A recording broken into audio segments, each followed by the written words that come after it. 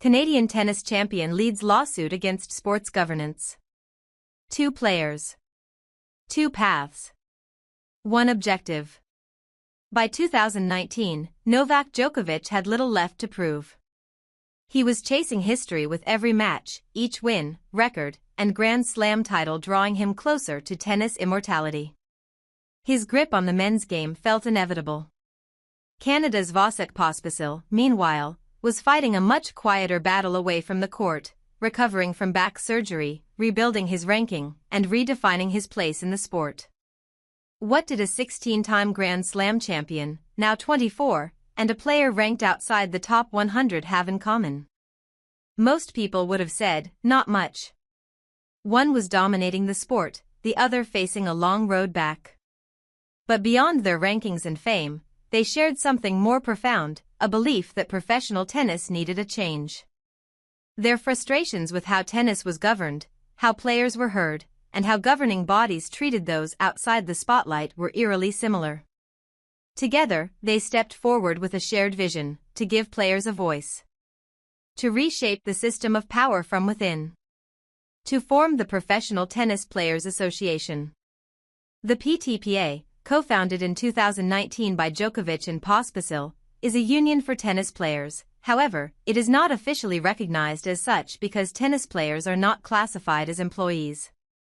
Instead, they are regarded as independent contractors who do not receive regular wages or benefits from the sport's governing bodies or tournaments. Since tennis operates as a global tour comprising individually organized tournaments run by various entities across different countries, the players choose which tournaments to play in, enter events based on rankings or qualifications, and negotiate their own coaching teams, endorsements, and travel. When a sports league maintains a formalized labor union, like the National Basketball Players Association or National Football League Players Association, players have a seat at the table and can bargain for rights and protections that impact both their individual and group welfare, typically negotiating salaries and revenue sharing, benefits, working conditions, rights, licensing, endorsements, and much more.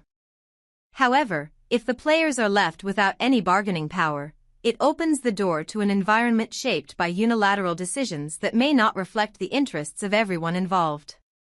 In many sports, legal challenges over labor rights and competitive fairness have often paved the way for formalized collective representation among players.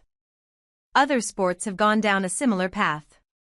Many had to face antitrust lawsuits to gain independence for players and secure their right to bargain and represent themselves, said Pospisil. That's the move the PTPA is now making in tennis. It's absolutely critical for the sport, especially with so many issues the average fan isn't even aware of. So, what steps is the PTPA taking exactly, and what are the sport's underlying issues?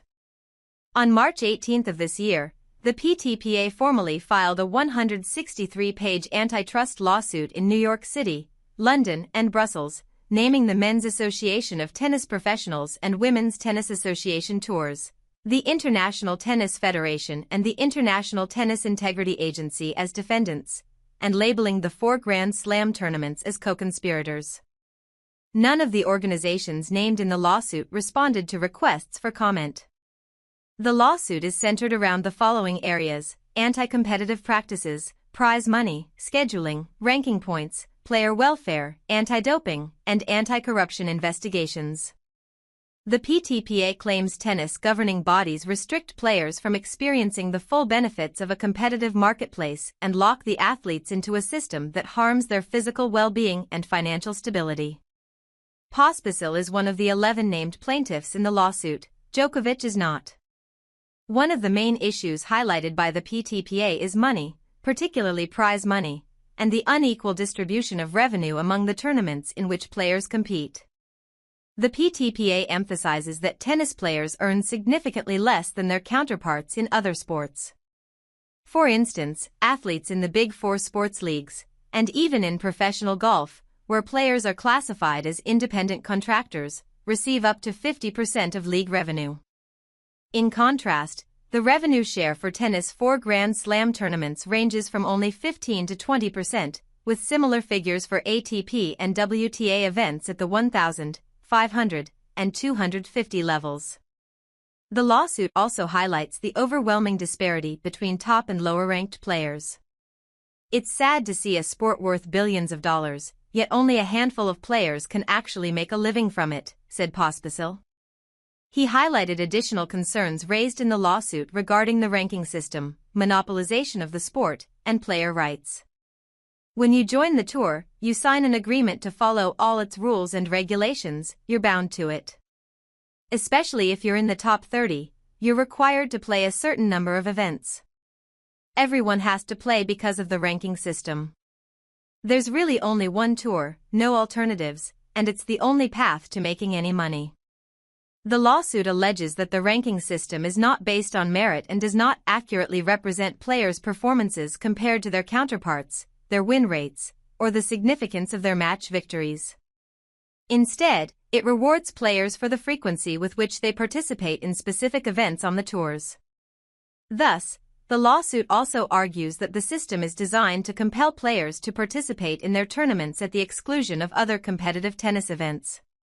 Overhauling the entire ranking system based on the lawsuit's argument may be difficult since the current design favors players who can participate in more tournaments, giving them greater opportunities to build their rankings and earn more prize money compared to those who compete less frequently.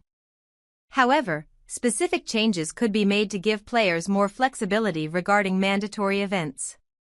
Most of the challenges facing tennis today underscore the very purpose for which the PTPA was founded, not to alter the sport's structure, but to give players a voice and a rightful place at the negotiating table, just as athletes have in every other major sport. In every historical case, the same pattern emerges, said Pospisil. Antitrust lawsuits arise, with organizers, tournament owners, or tour operators claiming that these actions will ruin the sport. However, in the end, the players prevail, and the sport flourishes more than ever. Our plan from day one was to establish player independence, a unified voice, and a players' association. Moving forward, the ball is in their court, it's up to them to decide how they respond. We're confident we're fighting the good fight.